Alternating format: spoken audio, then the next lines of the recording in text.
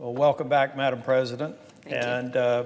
Thank you for giving me an opportunity to talk about the bill that we'll have before us in about an hour and a half. I have to stand here and rise in opposition to the For the People Act. I think you could appropriately title it the Fool the People Act. We're going to be voting on it later today, but it would dramatically alter election laws across our country. I've been in the Senate for 6.5 years, and this ranks up there as one of the worst bills that I've seen come before this body. I know my friends on the other side of the aisle like to talk about it as being essential for protecting democracy, but in the face of text that could be patently unconstitutional and taking away the rights of states to administer their elections, I find it hard to believe that it's anything but a motivated attempt to federalize the nation's election system. The For the People Act would achieve it through a number of, I think, overreaches. I'm only going to talk about a few. For one, voter ID. The For the People Act would essentially render null voter ID laws across this country. Instead of an ID, which most of us have, and virtually I think every citizen should have, you'd simply just sign an affidavit to say you are who you say you are. I've heard the Georgia law, for example, brought up as providing egregious limits or obstacles to proving who you say you are. In a hearing a month or so ago, we had an official from Georgia in a Judiciary Committee. I said, could you explain to me what the challenge is? So if somebody gets an absentee ballot, like you do in North Carolina, we have no excuse absentee balloting. We've had it for years. I've supported it. I've voted that way several times. We had people say that it was just an egregious imposition to note a 10 or 12 character driver's license or government ID number on the affidavit. That's all it is. You don't have to send a copy of it. You just simply have to write a number down. So if you have an ink pen, I guess you could argue if you don't have a writing instrument, then maybe that's an overreach or an imposition on a voter. I don't think it is. And even in the Georgia law that has been castigated by some of my friends on the other side of the aisle, they even provide for people who want to vote who may not have a government-issued ID, other documents that could be used in their place. We've talked about hundreds of bills that have been filed by Republican legislators without a single Democrat vote that are like the Georgia bill that I just described, which I think is arguably a fair bill. But most of these bills are things that Democrat and Republicans should be able to agree on. You should cleanse your voter rolls. You should make sure that people who have died, people who could be registered in one or more states, are cleared from the voter rolls just to prevent fraud and abuse, not necessarily perpetrated by any one party, but just because the data could be out of date.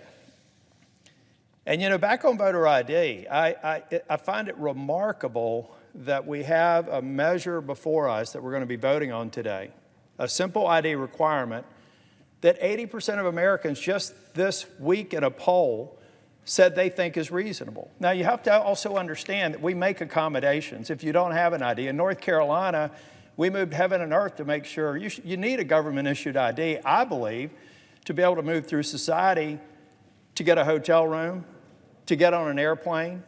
I had surgery a couple of months ago. I had to present an ID to get admitted into the hospital. I think we're disenfranchising people from the rest of society by not at least making sure that they can identify who they are. There's no argument. You can't get on a plane without an ID. You can't travel internationally without an ID. You can't get health care without an ID. But for some reason, to do something, to exercise our right and our privilege to vote, we think that we don't need an ID. I also worry about a provision in this bill that would allow nationwide ballot harvesting. There are only a couple of states that actually allow ballot harvesting. What does that mean? You have a worker coming up, going door to door, and encouraging somebody to vote. It may be somebody that doesn't want to vote, but now you're up there to capture their ballot and bring bunches of ballots to the polls. Ballot harvesting is legal in some states. I know California. It's not legal in our state. In fact, there was a Republican candidate who ultimately withdrew himself after winning a race after there were a couple of hundred ballots that were supposedly harvested. I don't think he knew about it, but there was a campaign operative that did it, and it cost him an election.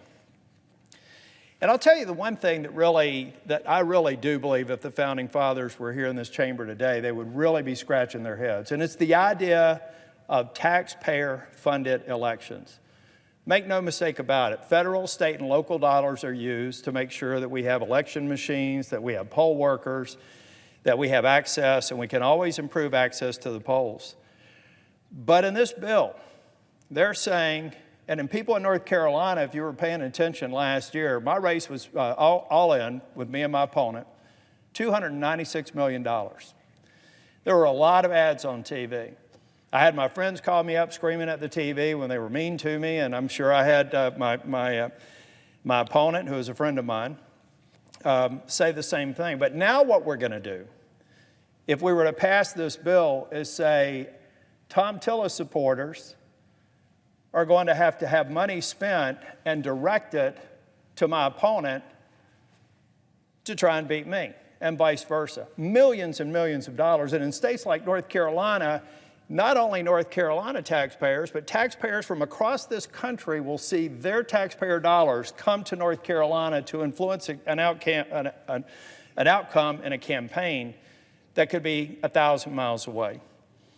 That is, I think, taking taxpayer dollars and then spending them on something that they are personally opposed to, offended by, is something that I don't think the Founding Fathers would have ever envisioned as being appropriate for this great nation. So, ladies and gentlemen, today at about 5:30, I think a little after, the For the People, or as I said, the Fool the People Act is going to be before us, and it's going to fail. We know it. Senator Schumer knows it. So why are we doing it? Are we doing it for messaging points? Are there some far left liberals that just want the vote on the floor, knowing full well it's not going to pass?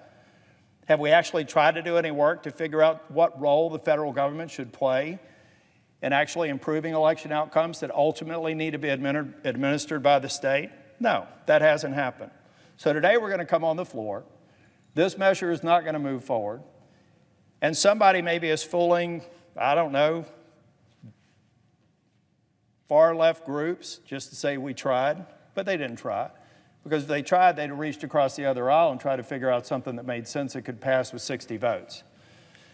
So, Mr. President, the For the People Act is far afield from what our Founding Fathers envisioned. Can we improve our election processes across this country? Yes.